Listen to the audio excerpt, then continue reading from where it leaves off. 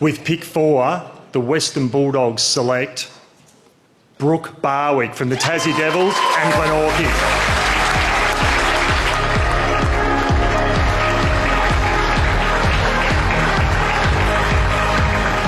Not only has Brieanna had such a wonderful career at Glenorchy, but I believe she has a sister, young Brooke Barwick, who has been recruited into the Major League, and I think I can see her face adoring beside us there, Pete. And Brooke, can you hear us?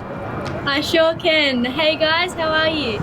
We're going, but you might recognise the face just beside me here, your dear old dad. You must be very excited to be watching this game on behalf of your sister, knowing that you've seen the majority of her games and know what it means to her and to your family. Yeah, so excited. I think she's worked so hard for this moment, and she's such a resilient woman, and, you know, growing up with her and being by her side for all her achievements, it means the world to not only me but my family. So I'm really happy to watch her play and play so well. That's fantastic. So you have been influenced by her, or what sort of a sister was she for you? She's the sort of person that guided you, or was she one of those ones that hid the footy, didn't give you a kick, and you had to belt the living suitcase out of her to get a grab? No, she absolutely guided me. I say to her that I would not be in this position that I'm in today without her. Like, she put her foot forward into Tassie football, and I followed her footsteps. And yeah, if she didn't make that choice, then I probably wouldn't be down this route that I am at the moment. So yeah, she's done so well. She supported me, and yeah, she's a great sister to have, and I'm so super lucky. Now, let's just talk about the little bit of journey that you are on. It must have been very, very exciting at draft night when you're sitting there and at the very lofty pick at number 4 when all of a sudden the name Barwick came up. Can you just tell me a little bit about that feeling that you had when all the dreams and aspirations finally became that realisation?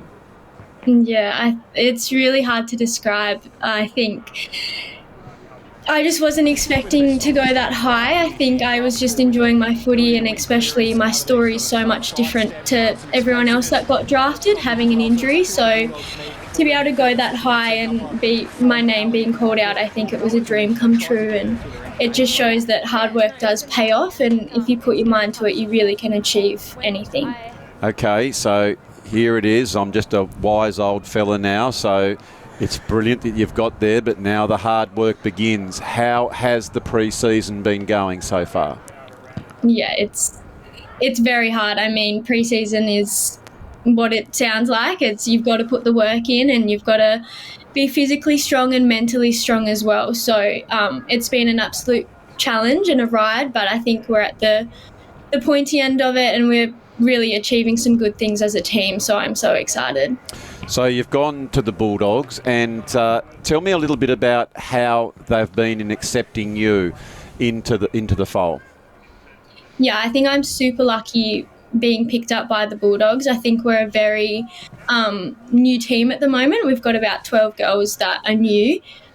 So we've all kind of forced to be family and be connected with each other. So I don't think I could have fit into a better club and a better team, and we're striving for the best, and that's the best way to go. So I'm very lucky to be with them. It's a very exciting thing to be part of professional footy, and it's wonderful now that in the female space there's been some great recognition, and not only recognition, also financially, that hopefully you can get a little bit more money so you can really concentrate on what you're doing to be fully professional. How are you finding then the competitive nature in and amongst the group? So in one way, you're joining all these new teammates, which are kind of your friends, if you like. But the reality is that girl that you're standing next to getting ready for a bit of circle work is the one that you're trying to get her position. Is it a little bit of a mixed emotion in relation to that? Well, I guess so. But in saying that, I think we're all there for each other, and we're not really, we're not playing selfishly. Like, if my teammates get a position before me, I'm nothing but happy for her, and she's done the work, and we're both working as hard. It's just whatever the team needs on that occasion or who we're versing. So I think, it's good to have that competition with them, but at the end of the day, it's whatever's best for the team and what the staff need on that game. Now, Brooke, I have a young son, Henry, who's 28, and he professionally works for the Suns, and he's in charge of the female program up there. So I understand that the Bulldogs might be going up there for a game against the Suns. And he was telling me about this other young lady that he has under his tutelage, and her name's Elise Barwick. Now, tell me a little bit about that. If all of a sudden it is Barwick v. Barwick, how would that go? Yeah, I think it would be an absolute aggressive fight. I think we're both very competitive people, and I think we'd just be trying to do the best for our team. So it would be really amazing to play against her. I think I haven't played against her for many of years now, so it'll be awesome to be on the same field as her, but I think we'll both be fighting for the footy just as much as each other. With a surname Barwick, I put it to you, you'll be fighting and you'd be as hard as a cat's head. I don't know, Pete, that I'm allowed to say she's a very attractive young lady. I hope that's not sexist at all, because that's just the way it is. You're a fine, strapping-looking young lady, as fit as a trout. But the reality is, in professional sport, it's really tough. I just want to say congratulations to you so far. It is just the entree into the caper, and now the hard work begins. I would suggest that the president of the Glenorchy Football Club and your dear old dad, is there anything you'd like to add to this? It's lovely to see you, Brooke, actually. That's probably the first thing. But, I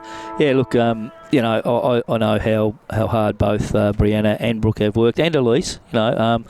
She left the state and went over and plied a trade in South Australia because there was limited opportunities here. And I think that's the thing. It's so exciting for Tasmanian football now that in the next couple of years we have a VFL and VFLW, and then AFL and AFLW. So Brooke and I aren't having a conversation via social media or via the telephone or whatever. We're actually having a conversation at home because young male and females don't have to leave the state. So I think that really is important and shouldn't be underestimated. And you see, as I mentioned, some great young talent out here at the footy tonight, and what we should hope that this will inspire amazing young athletes to come through and be the best version of themselves, as Brooke always says, and knowing that they can do that now in their own state, wearing their own jumper, and it's an amazing sort of opportunity. So these brave young girls that have gone before and are pioneers and making waves in the AFLW,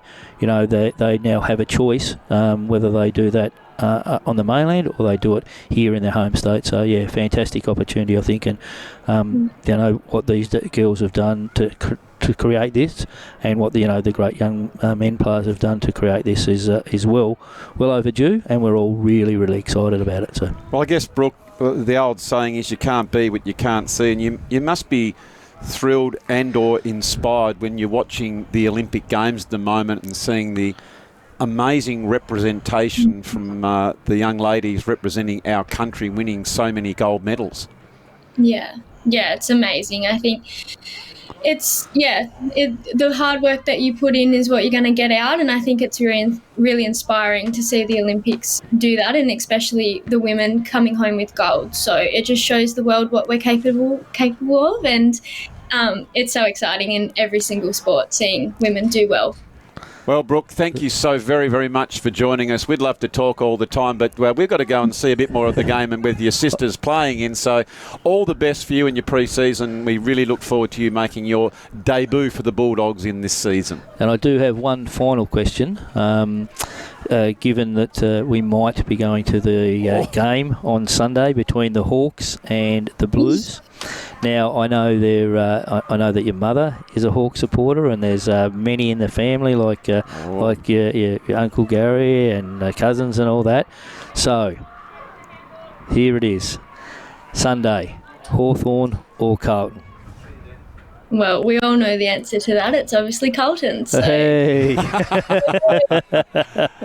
Well done, Brooke. Thanks Well so done. much for taking the time, and all the best. No, thank you guys. Thanks for having me. Awhatu, Brooke.